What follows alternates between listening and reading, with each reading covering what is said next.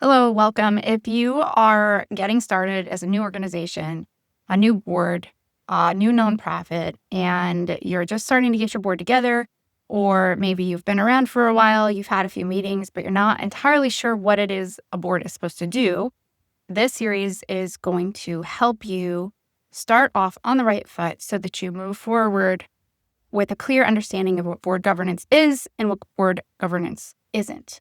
So in this video, I'm just going to introduce myself and tell you what my background is, as well as tell you how the upcoming lessons are laid out. Hello, my name is Rebecca, and I live in southeastern Pennsylvania now, although I'm originally a Western New York native. I moved down here when I was going to graduate school for economics, and I got my master's degree in economics at Lehigh University. And then in educational leadership, I was always interested in educational systems. Long before I had my own children, I always wanted to start a school. Then I got married, had a baby, had another baby. Was doing some part-time academic tutoring stuff while I was with my young babies at the first few years out of grad school. And then as my oldest was going into school age, I was thinking about what I wanted to do for school, for her, and didn't like any of my options. Long story short, ended up co-founding a small hybrid school, which was a 2-day-a-week program. Parents were legally homeschooling.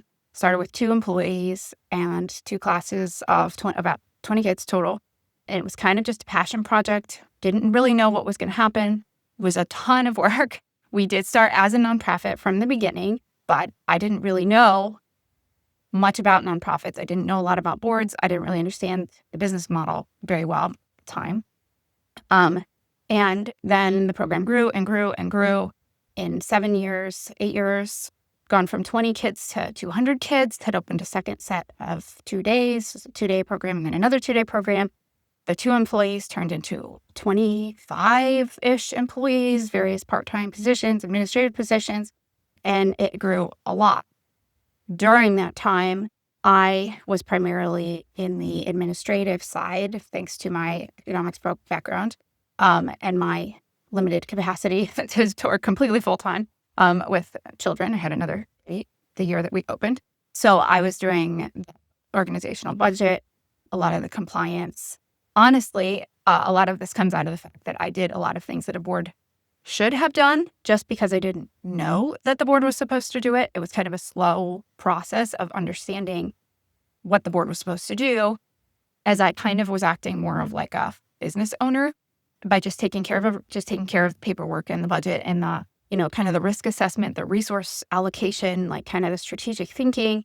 I was monitoring that as we went, and it took it took some adjustment to understand how the board was supposed to be doing.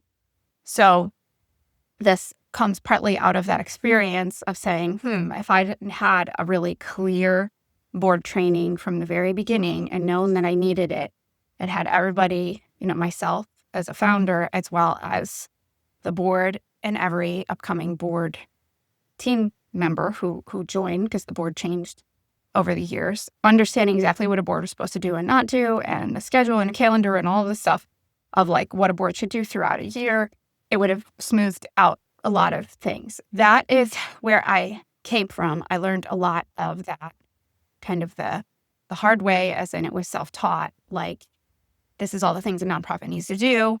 Oh, and the board is supposed to be doing it by just reading and researching and learning about everything from nonprofit accounting to compliance and taxes and actual like board structure and organizational structure over the course of, 7 or 8 years. Does that count as a PhD? It feels like it should. When I was researching the resources for boards and nonprofits, a lot of what I was coming across was for donor-supported nonprofits, which in a donor-supported nonprofit, which is often what we think of with a nonprofit that has a charitable mission, people aren't paying for the service that they're getting. Donors have to be giving money. There's a huge responsibility to fundraise, get grants, raise money. Like, it's a huge job. And the board is very important in that. And that's what a lot of the training resources were saying. In our model, I had set up the budget so that our operational costs were all covered by tuition right from the beginning, and we did very little fundraising, and we didn't really need to do a lot of fundraising.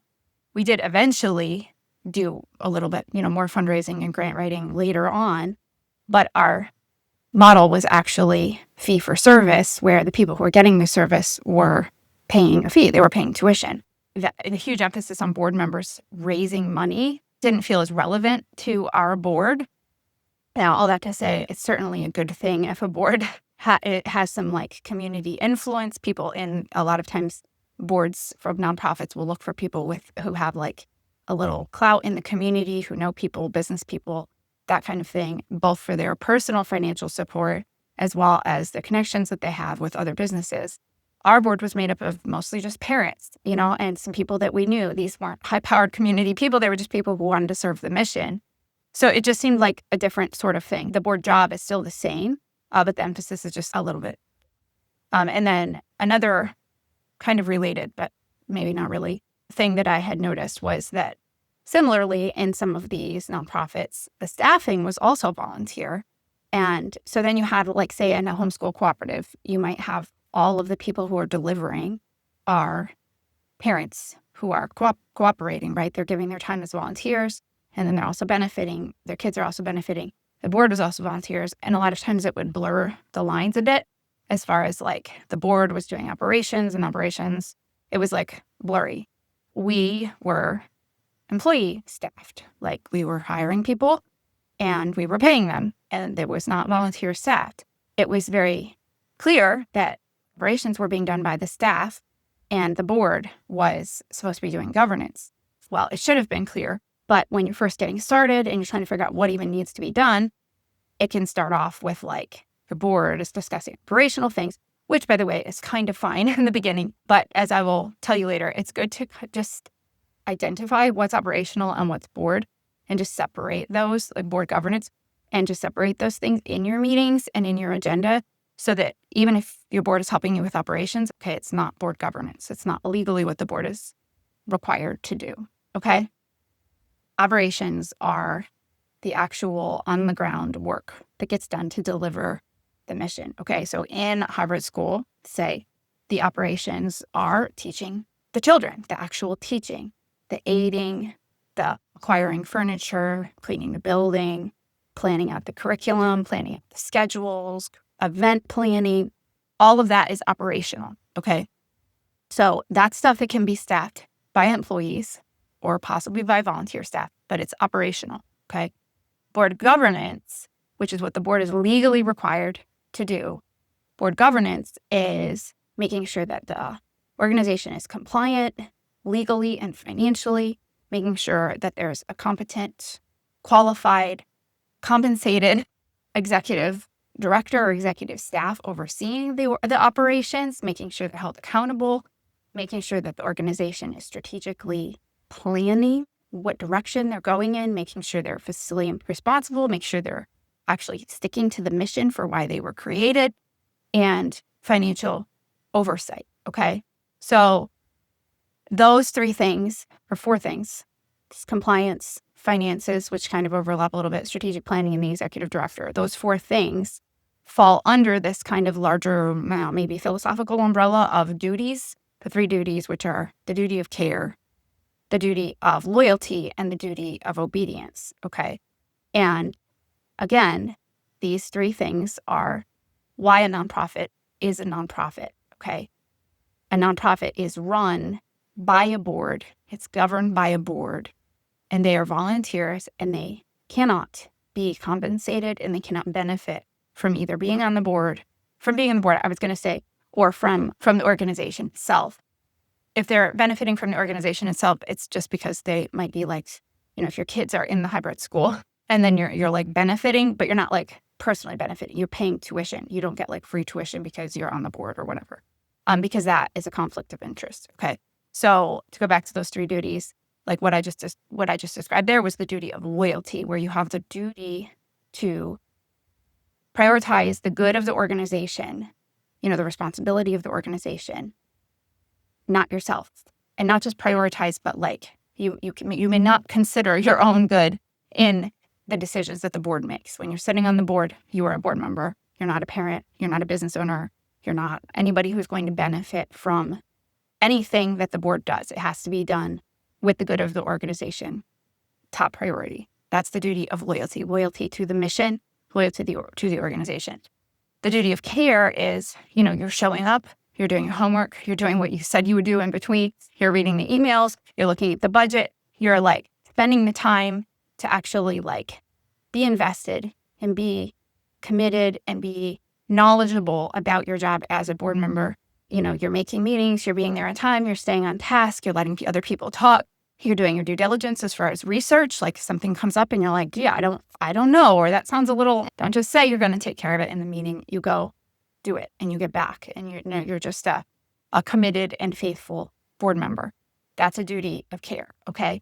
And then, so we talked about duty of loyalty, duty of care. The third one is duty of obedience. And that is the idea that there's obedience as far as the organization needs to submit certain paperwork. They need to keep their books a certain way, and they need to, submit their taxes.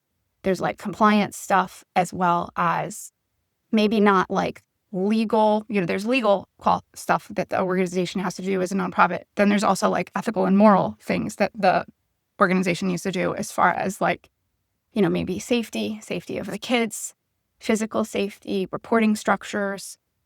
It could be even like escalation policies, as far as making sure there are escalation policies. If there's an issue with a child or a family or an employee, is there a proactive way to bring that to the attention of the board? Worst case scenario, this would be something like abuse, or something terrible like that. Or it could just be like a conflict that's causing trouble, or, minor bullying or something like that. Like, is there escalation policies? Are there physical safety procedures?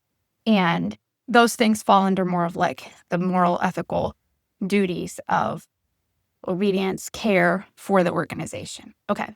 So to review that, the 3 duties are kind of the informing reason why the board exists. This is not a for-profit LLC where the business owner gets to take the risk as well as the reward and is responsible for all the governance. This is by definition separated.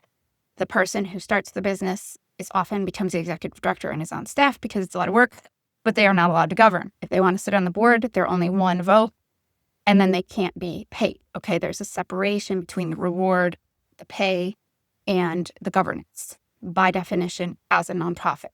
Nonprofit does not mean that you can't have revenues higher than expenses. That's not what it means. It means that the entrepreneur doesn't get to benefit and govern. That's kind of the big thing. In the upcoming lessons, we're going to talk about strategic planning, appointing the executive director, compliance, and finances as the 4 major things that a board should be doing when they are meeting. Okay, so I will see you in those lessons.